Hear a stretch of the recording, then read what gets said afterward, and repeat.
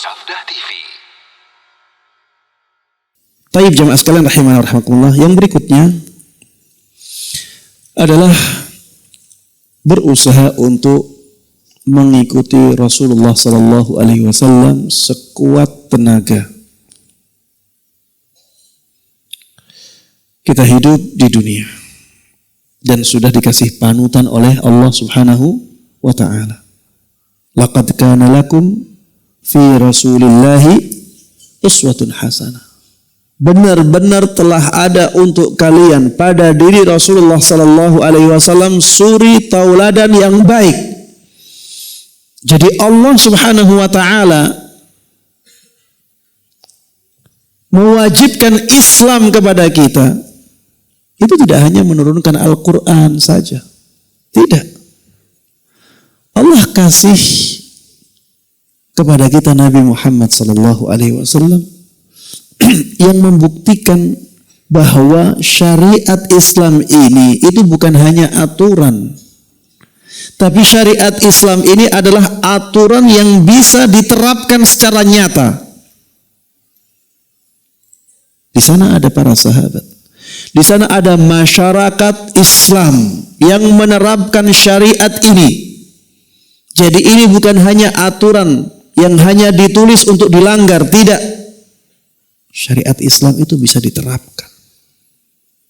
Ada contohnya, ada Nabi Muhammad sallallahu alaihi wasallam, ada sahabat-sahabat beliau yang telah menerapkan syariat Islam ini dengan sangat berhasil dan menjadikan kaum muslimin menjadi kaum yang paling kuat ketika itu.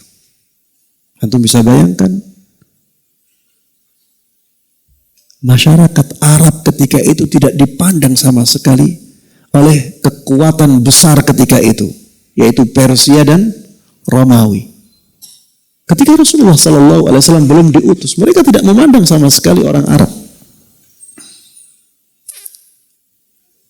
Tidak ada kekuatannya. Orang-orang Arab ketika itu saling perang satu dengan yang lainnya.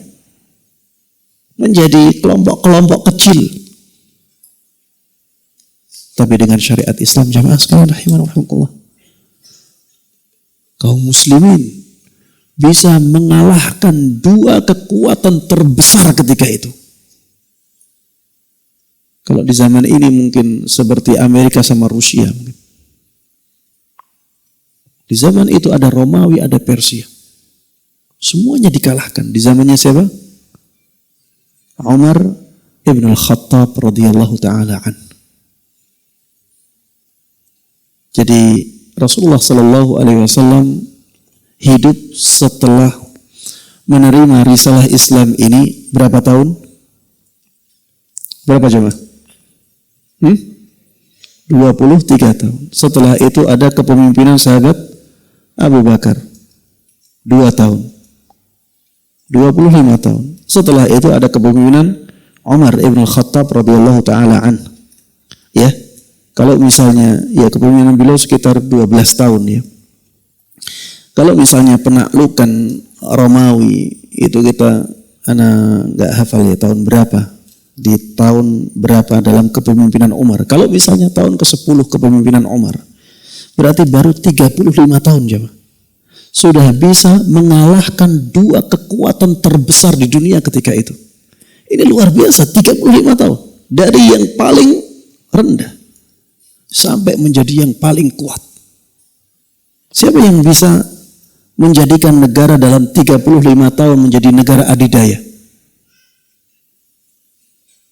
Islam bisa seperti itu.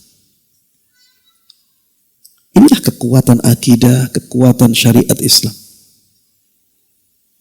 Maka jangan sampai kita ya malah menjauhkan diri dari syariat Islam untuk mengejar kekuatan. Ini seperti orang yang meninggalkan kekuatan yang besar untuk mencari kekuatan yang lain. Dan kekuatan yang lain itu kecil-kecil. Ini terbalik. Harusnya kita kembalinya kepada Islam. Makanya ya orang yang menerapkan syariat Islam dalam kehidupannya, dia menjadi mulia, dia menjadi kuat. Dia sulit untuk digoyahkan di masyarakatnya. Dan itu sudah janji dari Allah Subhanahu wa taala. Baik. Tema kita tentang bahwa mengikuti sunnah itu akan menjadikan kita husnul khatimah. Allah Subhanahu wa taala di dalam Al-Qur'an mengatakan surat An-Nisa ya ayat 69. Wa may yuti'illaha war rasul fa ulaika ma'al ladzina an'ama Allahu 'alaihim minan nabiyyina was-siddiqina wasyuhada'i was-salihin. Barang siapa yang taat kepada Allah dan Rasulnya. Barang siapa yang taat kepada Allah dan Rasulnya, mereka itulah orang-orang yang akan bersama para nabi,